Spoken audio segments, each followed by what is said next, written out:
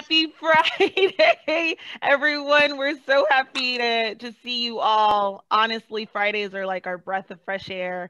We enjoy these coffees, I think, a little more and more every week. And we're so excited to have George Murray today speaking about his roadmap to landing. But before I do an intro to George, I'm going to hand it over to my esteemed colleague, Cindy Whitaker. Well, good morning to all of you. It's so wonderful to see you. And we also have our esteemed colleague, Mindy, our DJ for the morning. DJ Mindy in the house. Thank you, Ray. Thank you. And that was a good shout out, Bill. Anyway, we just want to, give a shout out to all of you. And thank you once again. I know we do this every Friday morning, but we really do appreciate all that you do for us, and we hope we're giving back to you also. That's our goal.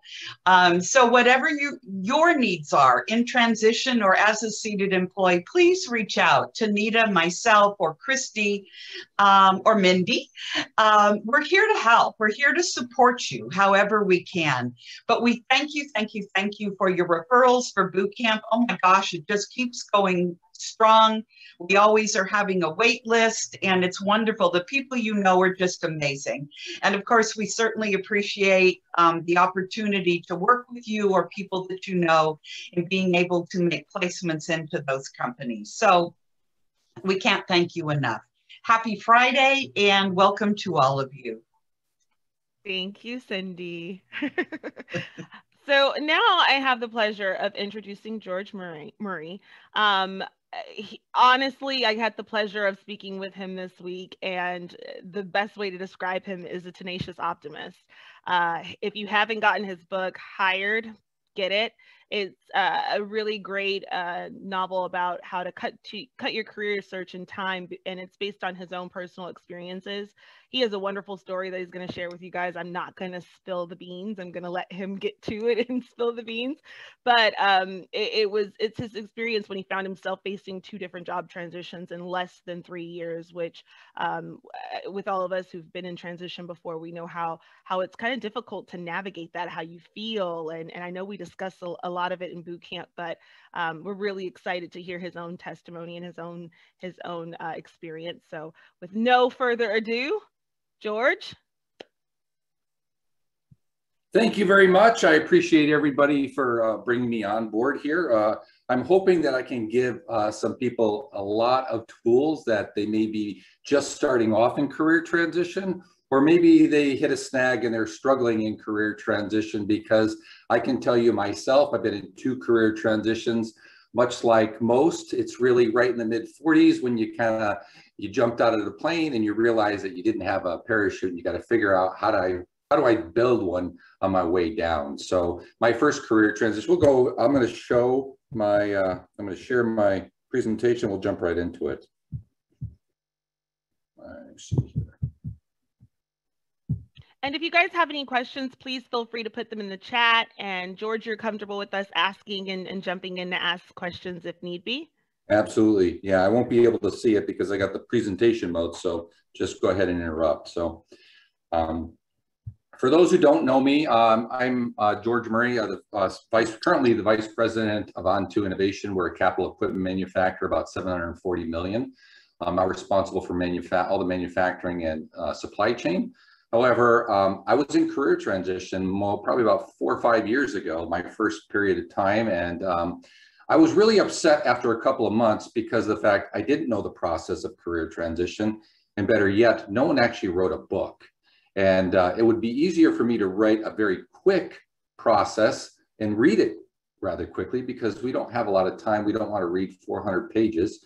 And so I said, well, I'm going to turn around and outline a plan. Well, I'm glad that I did, because my first career transition when I landed was probably a little bit short, and I found myself out the second time. So I just applied what I learned the first period of time, which actually took 13 months. And so I found my second job in less than half the time. It was 5.5 months by following this particular process. So first question is, first you got to figure out where you're at, and where you want to go. For me in career transition, I think it's easy to take 2 paths. It's the slippery slope of negativity, right? And oh, woe is me. I always call it kind of the Eeyore effect. And I'm sure a lot of people have talked to people that way. Or you got to work at it a little bit harder to really be positive, energetic, enthusiastic, because those are the types of people want to speak to. They want to be a part of, and they want to help, right? So that's really where you got to figure it out. But also you got to be able to understand, hey, you know, I've been on this path, for me, been on the path for more than 25 years. And I said, you know what? It's probably not the path I want to go forward on. And I can tell you, meeting a lot of executives in the last couple of years, CEOs, CFOs, et cetera, they're really starting to think about, well, you know what? I don't want to jump into what I just did because I wasn't really happy. Thought I was. That was my original plan when I got out of college, et cetera, military. But now, not so much. So the question is, and I'm sure a lot of people have seen a similar slide like this on the fear of speaking, the 3 stages. What I really didn't realize is that no one actually had the 3 stages of career transition outlined. So the question is where do you find yourself right now? Do you find yourself in that loss stage, really, where, you know, this just happened to me? What happened? How do I communicate? How do I tell my family and friends? You know, what do I want to do going forward? I tell people that you really need to take time, not too much time, but really process this. Figure out what you want to do. I think to me, it was a great opportunity to figure out what I've been doing and what I want to do going forward. So I actually took, in that loss stage, on a Saturday morning, I remember it vividly, I took an 11 by 8.5 piece of paper and I flipped it landscape and I drew 3 lines. And over on the left-hand side of the line, I basically outlined the last position that I had. And I focused on all the things that I liked to do, or I liked about the job, whether it's the title, whether it's the commute, whether it was just purely the salary, whether it was the culture, all those things. And then I jumped over the middle for a second, and I jumped over to the right, and I said, if I won the lottery tomorrow, and I'm sure a lot of people are like me, I would still want to work. What would that job be like? Again, title, it may even be location. You know, I'm in Minnesota for the last 10 years. I might be tired of shoveling snow and I want to go to sunny California where my wife is from, or maybe down in Florida. But all those things, and try to keep it positive. And then what I told people is that I jumped in the middle and I took a little bit of what I left and my ideal opportunity, and that really formed the basis of the job that I was looking for. Because as we talk about a little bit later, you really need to define your ask when you're talking and networking with people, because people generally want to help you. It's important for you to define how they can. And I can tell you, mostly when people are early in their career transition, they don't really clearly identify their ask. How can I help you, George? So the next stage is, as you pull yourself out, what I call the quicksand and the lost stage, it's really transformation. It's how do I get set up to be the best self and the best situation possible? Because again, people don't want to talk to an Eeyore. You got to keep positive. How do I do that? Well, first and foremost, I tell people is you got to create a structured life, because you left one when you either were laid off, reduction in workforce, left a toxic environment, et cetera. You got to recreate all that day. You know, you got to get up at a certain time. You got to do certain things. So we'll talk a little bit about that. But you really got to structure your days, because even though every day may feel like a month, you look back on it and 3 months go by like that. So it's important to develop that. We'll talk about that a little bit later. As well as, you know, we talked about knowing your ask. It's really important to do that. And all the while when you're in career transition, what I tell people is that if you haven't realized by now, you are the CEO of You Incorporated. As a matter of fact, I had a good coach and mentor of mine, one of my first bosses I worked for when I got, you know, laid off. And he had stated, he goes, George, who do you work for? And my first response was, well, you know, I used to work for this company. He said, no, you're not getting it. Who do you work for? And then I thought a little bit more and I said, well, you know, God and my family. He goes, no, that's probably a better response. He goes, but you're not getting where I'm. He said, you're working for yourself and you need to start doing that. And more importantly, as you create your You Incorporated and you're the CEO, you need to create a personal board of advisors. These are 3 to 5 people. And if anybody hasn't read the book True North by Bill George, great book, he talks about having a personal board of advisors through his entire life. These are people that will give you honest feedback. They will support you. They will help you when your pipeline networking gets a little bit light. You can reach out to these people. It's important to have that. But once you transition and get that transformation stage and you're ready and you're prepared, you got to get into that really confident stage. And if we're in career transition for any length of period of time, there's a lot of second guessing. There's a lot of, do I still have it? Am I too old? Blah, blah, blah, all those things. You got to be able to create that structured data that gives you the energy, enthusiasm, positive attitude that you can attack that day, every day, like you're going to war, right? And I always talk about war with all resources. If you had all resources, would you land your job faster? And the answer is yes. So that's the 3 stages. How do we get through 3 stages? Well, we got to be able to turn around and figure out, as I said, put a timeline. Now, the first time I didn't, and I was in career transition, and the unemployment rate was about 4.3% in Minnesota. And I figured, hey, you know what? I'm going to find a job in a couple of months. I wasn't prepared. I wasn't set up for success. And then 13 months later, I finally landed. So you got to really kind of put yourself, because what happens when you put yourself in a timeline, just like when you're at work or you're a program manager, you're a CEO, you're putting yourself in timelines, budgets, etc. Why wouldn't you do that in your career transition? Because what happens is it's going to force you to do some things that you wouldn't normally do. For example, like cold call CEOs or cold call board members. And we'll talk about that a little bit later. And then just try to schedule your path every day and make those adjustments. So, question? Nope. Okay. So first gear, and I reference 4 gears of career transition because I'm going to date myself again. I love muscle cars. My favorite car is a 1969 Trans Am. First year it came out, there was 655 made, and career transition the first time is like driving standard the first time. You never start off smooth. You grind the gears, you stall the engine, you fall back. And that is literally what career transition feels and is like. So first, knowing yourself. One of the things, this is an opportunity for you to figure out more about who you are, what you have been, and more importantly, who you want to be. So it's really important to not only outline that, but really start to have confidence and pride when you start to communicate what you're looking for next. So for example, I met with a CEO about 6 months ago. He had been a CEO of 3 companies.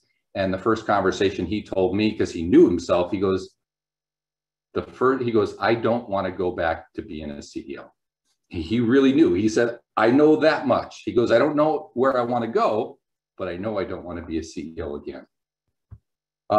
What's your story? Prior to blaming it all on COVID and the pandemic, you had to come up with a story, right? Why did you leave your last company? And to me, it's important for you to still have that story to be able to communicate clear and concise.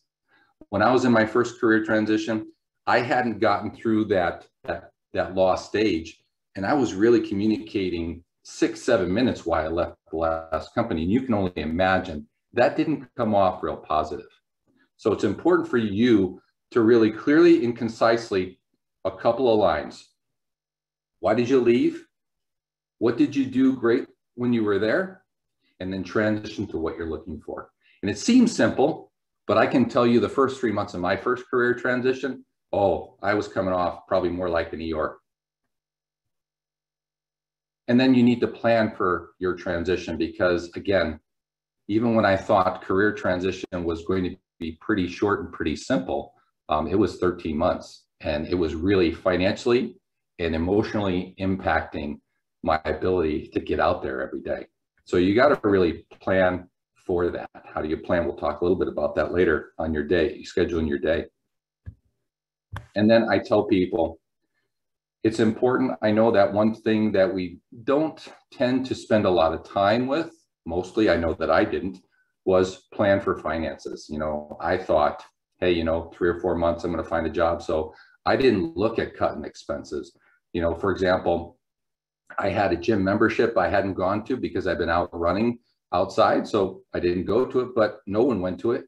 But it was a small car payment. Looking back, I paid that probably about 13 months in my first career transition, where I realized, wow, that could have actually paid for 1 month of my mortgage if I cut that. So I tell people, you know, it's almost like making it a game. You know, you can, even if you have landed and you haven't negotiated things like your cable bill for the last couple of years, you can go back, get more channels, and actually get a bigger discount. You'll be amazed at the money that you can free up.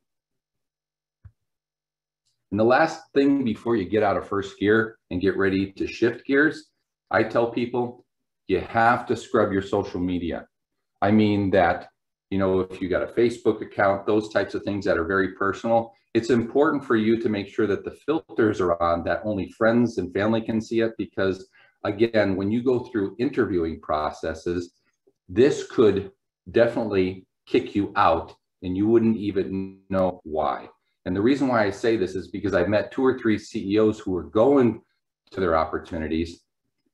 And what happened was, it was something that they said on Facebook, and we're talking like 2 years before they did this interview. So people took the time to really go through their whole line items for link or for their Facebook, and they found something that was politically charged one side to the next, and it bumped them out.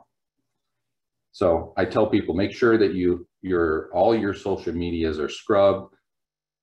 Make sure that you're posting the most positive messages. I always tell people, if you posted it on Sunday and your grandmother saw it, it's probably a good thing and it's okay. Other than that, you want to turn around and make sure you're not. So, did I speak? Oops, hold on.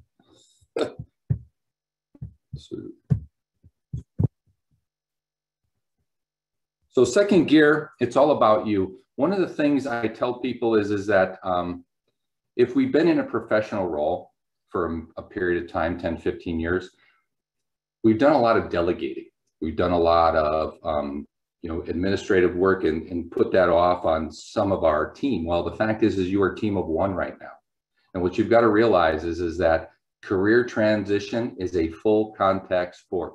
It's heavy lifting, and you have to do it. No one else can do it for you. You can't turn around and say, hey, tell me, 25 recruiters, because, and I apologize if there are any recruiters out here, but the recruiter's responsibility is to service the client, not the individual. Now, granted, a small percentage may meet all that criteria, but the recruiter's not going to find you a job. It's all about what you need to do. So I tell people, they get frustrated because of the fact that they may be only networking with 2 or 3 a day. That's not going to cut it. So, value proposition. Now, back in 2016, in my first career transition, I realized that everybody was talking about elevator pitches. And my God, it just made me cringe, because elevator pitches to me were all about what you have done. And you're forcing the listener, if you're networking or interviewing, to try to figure out, well, how does that resonate with them? Plus the fact that we have an attention span less than a goldfish now. I read an article about 2 years ago where they said humans have the attention span of 5 seconds because of cell phones, etc., and goldfish have 6. So I said that I thought about that as it relates to elevator pitches, and I don't know how many people have heard elevator pitches, but they're not a minute. They go on to 2 or 3 minutes, and boy, they almost sound like Charlie Brown's teacher. They sound like everybody else, right? I'm an executive that has 20 years of experience with an MBA, wah, wah, wah, wah, wah, right? So how do I remember you from the other 10 software engineers or program managers or program directors, etc.? So I said, it's got to be a value proposition, and it's got to be in their best interest and not mine. How can I be of service to them? It's really what can I provide the worth for them? Again, all about them, for them. It's 2 or 3 lines that are specific. So I always tell people when they ask me, I have 2 or 3, and I tell people that don't get upset that your 30-second value proposition is going to take you 2 or 3 hours to figure it out. Because again, you're trying to make the most impact to something that they may resonate with them. And I've been in operations most of my career prior or after the military. And I realized that the 3 main problems, even today in an operation setting, it's about profitability, working capital, and building teams. So when people say, George, what do you do? I said, well, I'm an executive that takes flat to declining companies. I turn around on the top and the bottom line while injecting a more equally accountable work culture. Do you know anybody that needs somebody like that? That's like 24 seconds.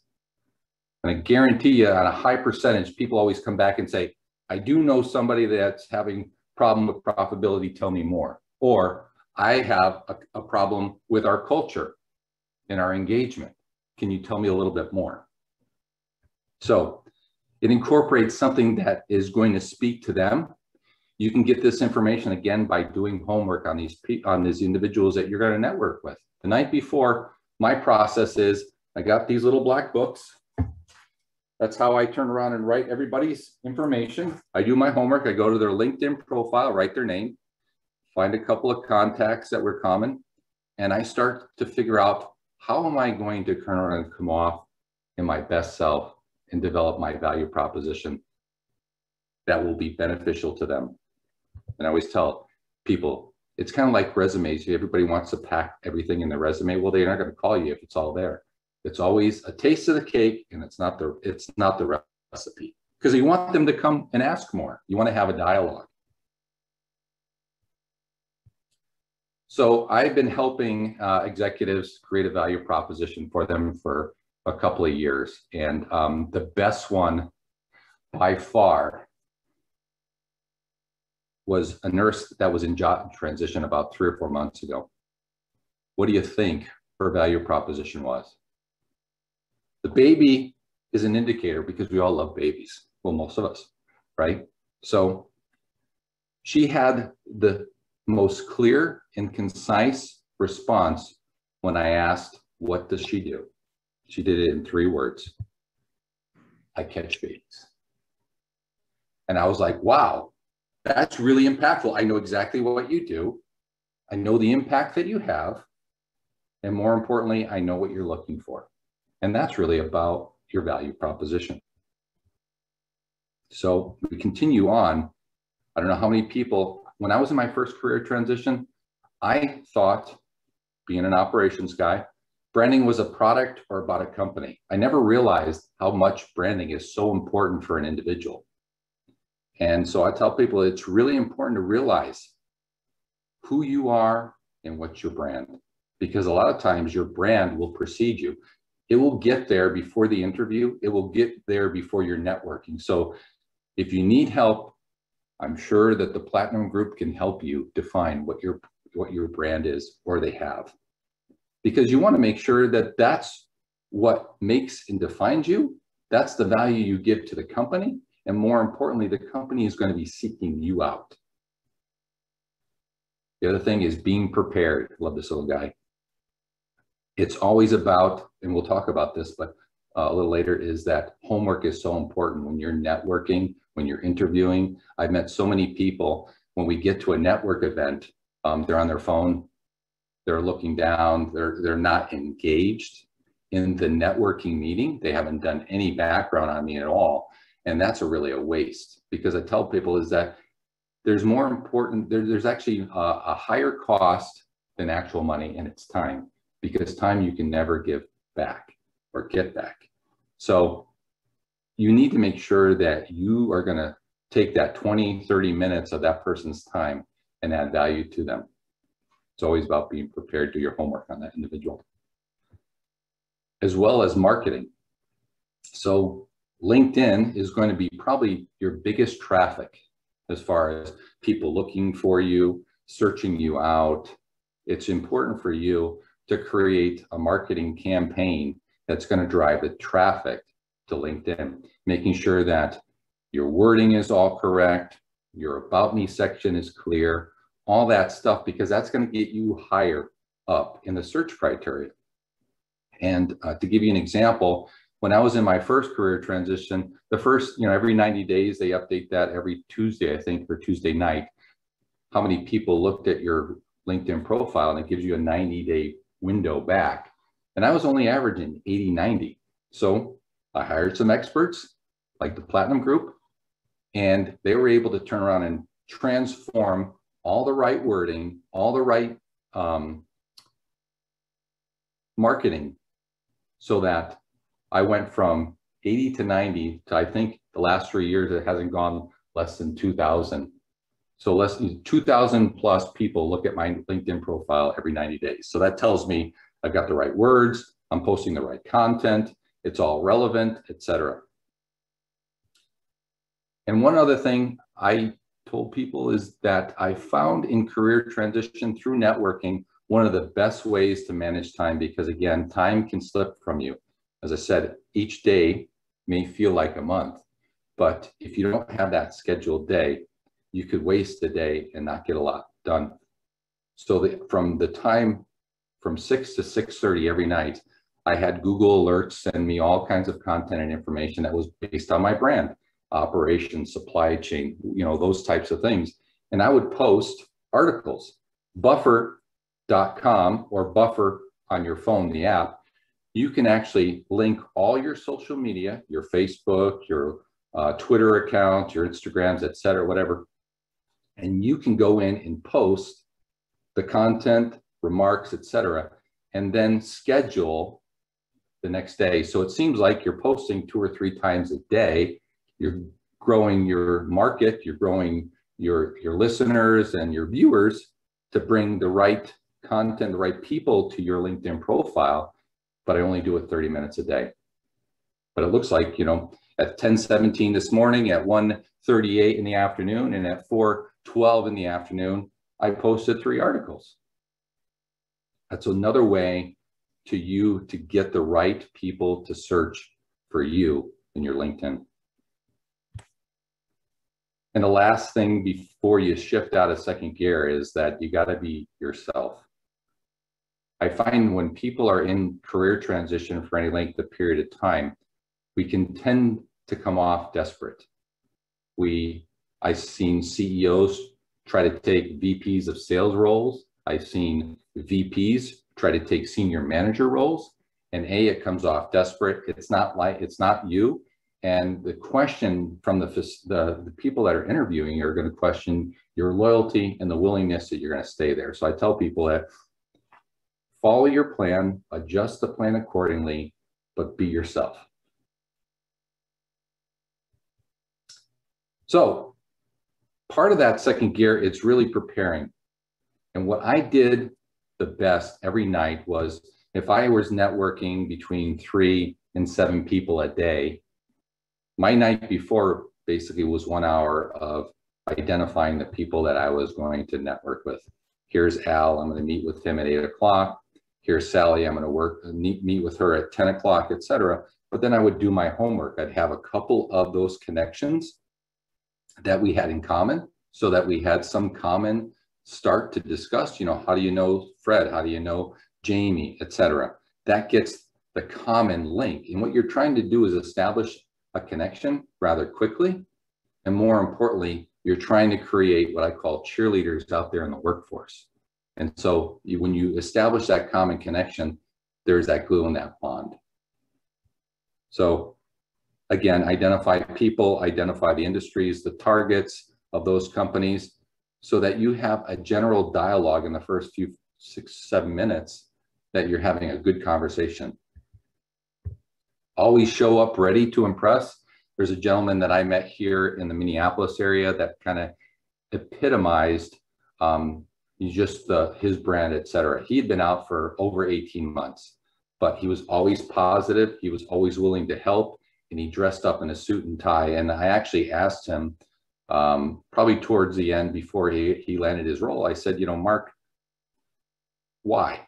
Why do you show up that way? Why? He goes, George, if I showed the opposite way, he goes, B, not a lot of people would like to hear what I have to say. They're not going to give me the best introductions, if they're going to give me introductions at all. And the fact is that you never know, you might be networking with your potential boss. So it's important you always show up to impress. And I found the best way to manage those networking meetings was a 70-30 split. Let them speak 70% of their time, take notes so that you can follow up, thanking them for their time, but also making sure that you outline something that they said significantly that reinforces that you spend time listening to them. And then your 30% of the time is the two things. It's tell me about yourself speech, which you respond with your value proposition. And then the second one is, how can I help you? It's the ask. And you can turn around and tell them that I'm looking for this and I'm looking for that. And then you track your process. I've got an Excel spreadsheet that's pretty detailed that tracks everybody I network with, all my recruiting contacts, all my job transitions. So because again, recruiters and hiring managers are very busy. So it's important for you to manage that so that you can do that follow-up. A lot of times, and I can tell you that one job in my past, if I had not followed up, I would have not gotten hired. So it's important for you to track your progress. Again, how you know, or how can I help you speech is much difficult for people who are early in their transition because they haven't defined it. It's important for you to sit down and say, hey, what am I looking for?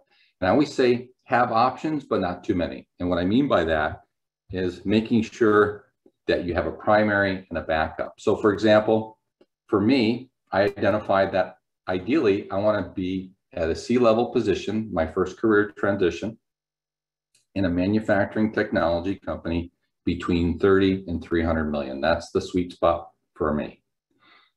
A lot of times jobs are not going to be posted. They're only going to be through networking. So 5% of the time when I was networking with folks, they knew of somebody that was looking for somebody with my skill set. But again, it's through networking. It would have never been posted. That's how I got my job prior to my current job, was with Worth Adams. It was an introduction, 6 levels deep. Somebody introduced me to somebody who introduced me to somebody. Finally, the interviewing the interviewing manager, the CEO of the company. And they were only going to submit 5 resumes and the job wasn't going to be posted. And I was able to do that all through networking. The backup is when somebody is talking and you're saying, hey, I'm looking for this particular ideal company, and they kind of think and say, I really don't know. I always tell people, then what you might want to be looking for is I'm also looking to network with CEOs and board members. Again, these are people that are going to hire me. Private equity firms, again, people who might hire me, or financial business owners, et cetera. Again, people that potentially are going to look for my service, my skill set, my background. And I can tell you, by approaching it that way, I always left a networking meeting with another 3 to 5 more introductions. And I always tell people, don't forget, they've given you their time. They've given you 20 or 30 minutes of their time. And sometimes they've gone 40 minutes or whatever, which is good.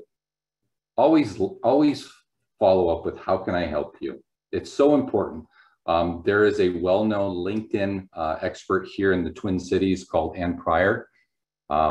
She's the one that actually helped me really put my LinkedIn to that 2,000 plus every 90 days.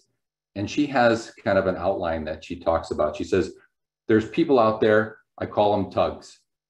There are 2 different types. There's takers and users and givers and sharers. And if you are a giver and sharer, the more that you give, the more that you will get.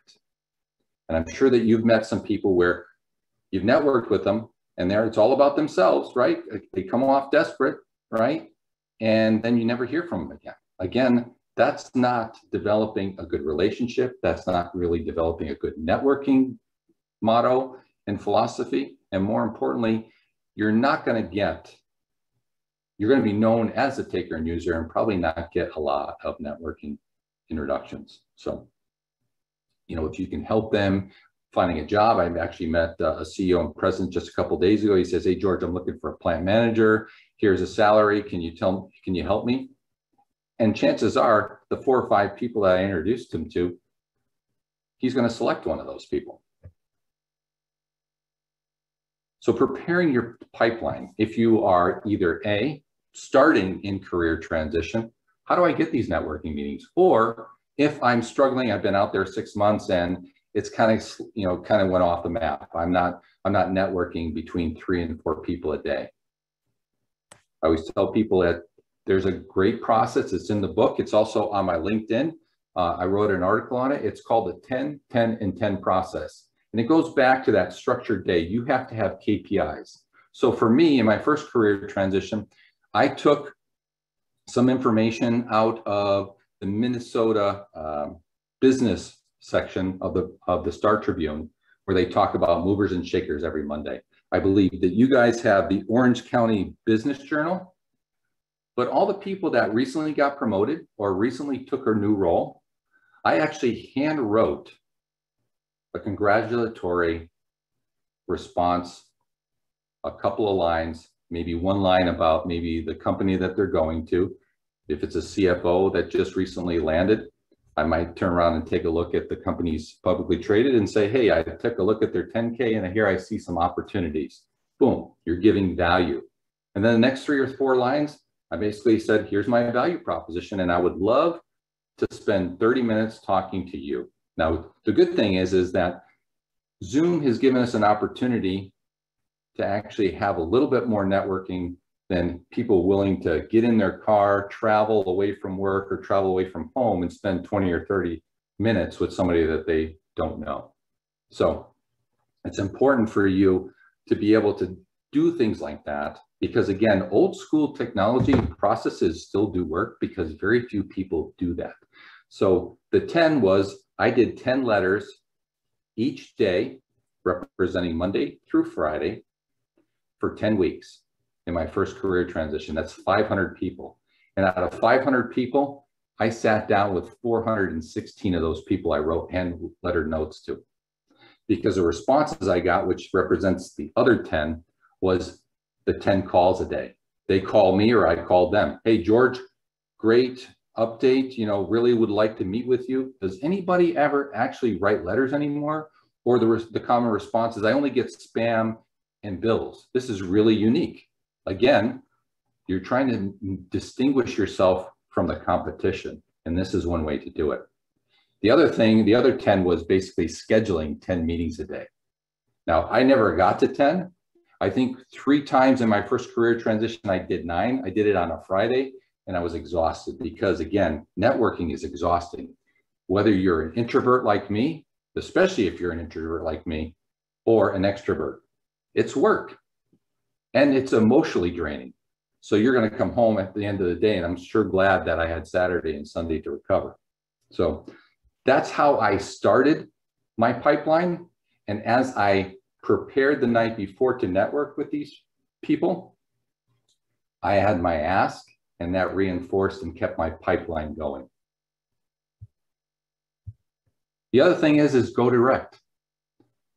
Again, a couple of ways to go direct is you can call, you can reach their corporate headquarters if it's a large organization, and reach out and leave a message. But again, I tell people, make sure it's clear and concise. You've got about 25, 30 seconds because no one's going to listen to a 2 or 3 minute voicemail, especially somebody that they don't know.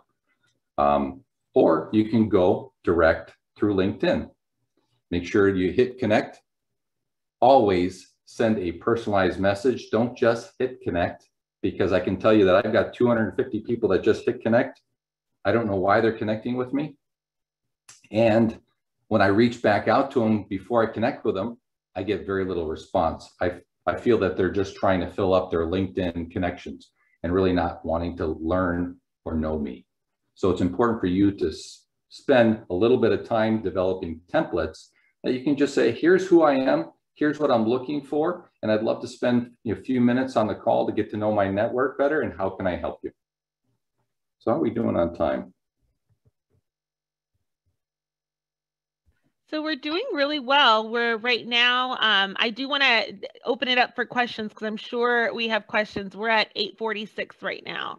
So hopefully we have a good 5 minutes for questions at the end. All right.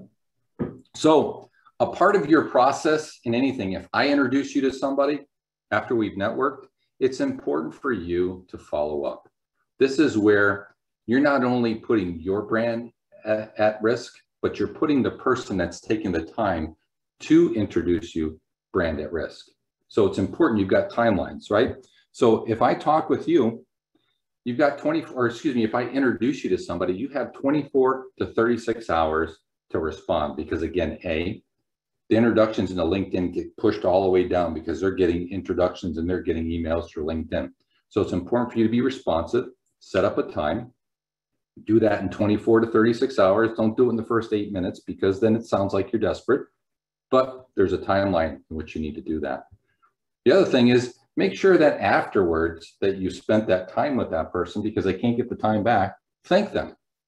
Just a brief note, reference something that they talked about that proves that you listen to them.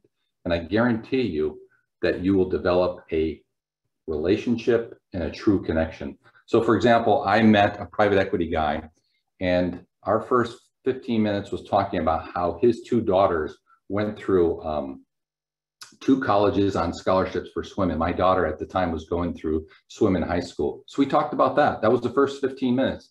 And then the last 5 minutes was basically, my ask. And since then, he and I have introduced each other to more than 4 dozen executives, professionals. So it's, again, developing that relationship, following up. And it doesn't take a lot to be unique and different. It just takes a little effort. And then also make sure that you follow up every 4 to 6 weeks when you're in career transition, because time passes. Those people are busy. It's really important for you to keep that networking thriving. And what I also talk about a little later is top of mind. All those people that you're networking with, it's important for you, I'd say every 5 to 8 weeks, update them. Just say, hey, here's a couple of lines. It shouldn't be a whole book, but it should be a short paragraph, a couple of lines that say, here's what I've been doing, and here's what I'm still looking for. Because that's another way that people will say, hey, you know what, George, I just met somebody 2 weeks ago. You should probably talk to. It helps your pipeline, and it also keeps you relevant out there while you're searching. Third gear. All the while, it's important for you to focus on the things that you're in control. You don't know if you're going to wake up today and actually going to get an offer. You'd hope that you would, but chances are maybe not. But what I did was I looked in the mirror about 3 months into my first career transition. I would say, not as healthy as I had been the last 10 years. I hadn't certainly ran. I'm 6'3", and I was heaviest I'd ever been, 270 pounds. So I looked in the mirror and I said, boy, I look like I'm wiped out. I've gained all this weight. I started my own I didn't get off running because I would have had a heart attack, but I got up, started walking for a couple of miles. And after a couple of months, I started awkwardly jogging and running. And in my first career transition, I dropped 40 plus pounds. Again, that's going to help with your confidence. You're going to feel better about yourself. And again, this is another, like I said, another activity that gives you time to focus on things that are important. All the things that you said when you were working. I'm going to spend more time with my family. I'm going to spend more time with my family. I'm going to turn around and sleep better. I'm going to eat better. All these things you can do now. You should make it a priority. You should make yourself a priority. Control the things that you have control over. I got up every morning. I was always focused on the things that I was grateful for. I got another day. I'm pumping. My heart's pumping. I'm alive. I still have a house over my head. Those are the things that a lot of people in the world would be wishing for. So be grateful for the things that you have. Again, won't go into pretty much this, but dress to be impressed, but also make sure that if you are networking, we're doing a lot of networking, that we're always looking into the camera most of the time. It's eye level. your background is aesthetically inviting and not a distraction where you have maybe files, you know, basically falling onto the floor. You have an 80s poster on the back of the wall, or I've seen where I swear, I think that the gentleman had the same curtains my grandmother had. All those things can give the viewer indications and they can make assumptions. So you want to make sure that you eliminate that as best as possible, but always show up to be your best. Energy, enthusiasm, and positive attitude. Wake up every morning to do this. How I did this was my scheduled day. We'll talk a little bit about this, but it's important for you to do that. And the days that you don't, make sure that you call in sick just like you were at work, because you only have one chance to make a first impression. So your day in the life. To me, it's important. There's three things that will end here on this process that are critical. This is one of them, your scheduled day. My scheduled day basically outlined this. This is how I scheduled my day. This is how I scheduled my week. And this is how I scheduled my month. There were certain things that I did in the morning. As most people don't know, the average person only walks or actually has 5,700 steps. That's 3 miles. So if you get up early in the morning and you go out and walk for 3 miles, you've already done more than most people have done by 9 a.m. all day. I think there's a military old terminology of that. But then you've got the rest of the day. Things like that that kept me motivated was going on YouTube, listening to a motivational speech like Dave Goggins, that will really kick you in the pants, but also meditation. We can be our worst cheerleaders, so we need something that's going to get all that garbage out of our head. And for me, as wound tight as I am, I needed an out. I needed to be able to get that out. Meditation did that for me. After I did my run, then I came back and I did morning affirmations. And yes, they do work. I was highly skeptical, but I can tell you, it's just like deprogramming getting the bugs out of that supercomputer. The same thing, you're uploading the right software and information to have the best day possible. And then you've got your rest of the day. And the rest of your day should be reaching out, networking, interviewing, etc. And at the end of the day, you are the janitor. You got to clean it all up and set it up for the next day. Another thing is that what I did on a weekly basis was identify templates to make it easy for me to introduce myself. If I was going to reach out to 15 CEOs today, I had a template that said, here's who I am, here's what I'm going to do, and here's my value proposition. And I would say that 90% of the people that I reached out to, I always got an acceptance and I scheduled a meeting. So when we're running standard cars back in the 60s and the 70s, what happens is either the engine outpaces the tires because you are coming up the hill, a lot like career transition, or you're going to come down the back of the hill and you're going to coast because you're going to start to interview, right? And then you slough off on your networking, both bad choices, but you need to sync that. And that's what I call double clutch. You sync the engine and the tires back, and that's the same thing. So on Saturday mornings, every 3 to 4 weeks, I would basically evaluate my last couple of weeks and say, what's going well? I'm going to continue. What am I going to stop doing because it's really not beneficial anymore? It's not really giving me the responses, like maybe sending out letters anymore. But then what am I also going to start doing? Like, for example, cold calling. I did a cold call to 15 CEOs in the Minnesota area. We're talking large companies, right? And it was based on a dare. And the first person to respond to me was Doug Baker of Ecolab. Now, here's a gentleman back in 2016. I don't know what his comp was when he retired last year, but he was pulling in 37 million total comp, running $1 billion organization, and he called me back. And my response to him when I left him a message was, Doug, this is George Murray. I'm a recently transitioning executive where I took a company from 100 to 180 million within 18 months. And I'm looking to network in the medium to business or large business community, and I would love your advice. Click. And he called me back 2 days later. So again, make sure your message is clear and concise and it's actionable. Ways to to basically keep top of mind, because you're going to have a lot of this networking, you're going to have a lot of this activity.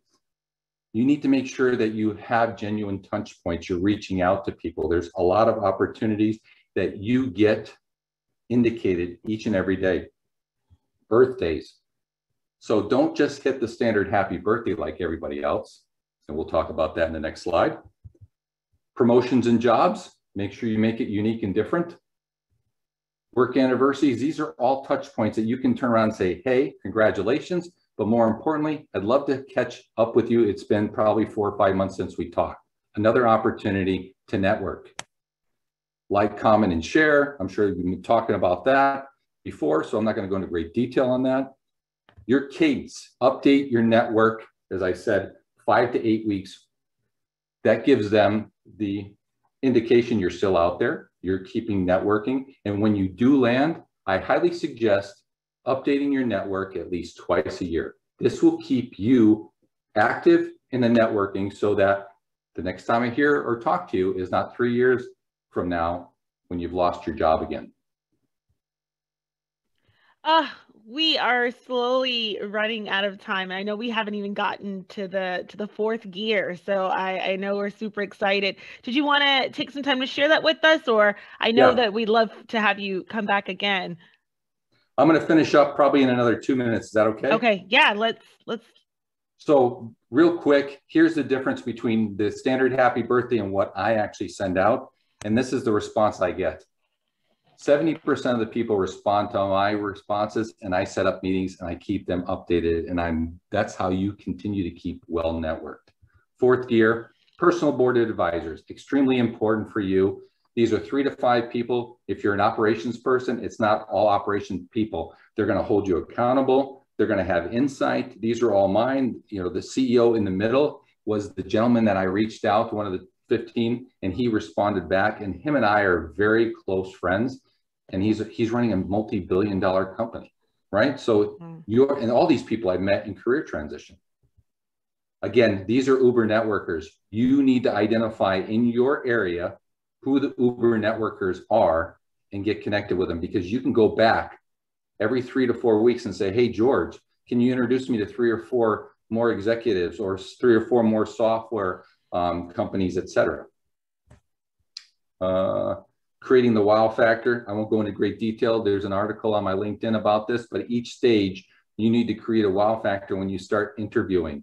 That's also creating a value proposition for the company and what you can do for them. And then also making sure that you give a 90-day plan in your final round. Too many people get to the final stage and they don't get selected. And these are the simple things that can help people put them over the edge and get the offer. George, we have a quick question brought to you by Clara Farkas. She would love to see several examples of highly effective value propositions, or can you share or a resource that you have that can point us in the right direction for those? Yeah, I can share a little bit later. I'll send it to you. You can share with them the difference between what people gave me as their value propositions and how I've helped them. Fantastic. So I can also send an overview. This slide right here, this is the 4 gears. For people, if you don't remember anything, only remember these 3 things. If you're struggling, evaluate your energy, your enthusiasm, positive attitude every day. There's something in your day in the life that you need to adjust and change. And just like the CEO of You Incorporated, if your personal board is not working for you, you need to hire and fire accordingly. Anybody who's interested, every first and third Saturday, it's early for California. It's 8 o'clock Central Standard Time, 6 a.m. your time. But I have a 30-minute LinkedIn Live event. Just follow me, connect with me. But we kind of go over just one activity that helped people in career transition. And this Saturday, which is tomorrow, we're talking about understanding your purpose. That's me. And then, of course, if anybody's interested, they can grab the book off of kirkhousepublishing.com, 15% by using that code. Oh, fantastic. We'll go ahead and try to send that out to everyone as well. George, I have so many fantastic takeaways from today. This has been so fulfilling and great. I love the be yourself. You are the panacea. Bring yourself to the table every single time. This has been fantastic. I have to ask you, will you join us again and come back? Absolutely. Yay! We love to hear it. Thank you guys so much. I know we're right at time right now, but we're so thankful, George. And please make sure that you check out his book, Hired. I know it goes so much more in detail than we had time for today, but we definitely will have George back, and we're so glad to have had him today. Thank you, George. Thank you. Absolutely. So happy Friday, guys. Make sure you join us next time for our boot camp coffee. We're so happy to see you all, and we hope you have a fantastic Friday. Happy, happy hours.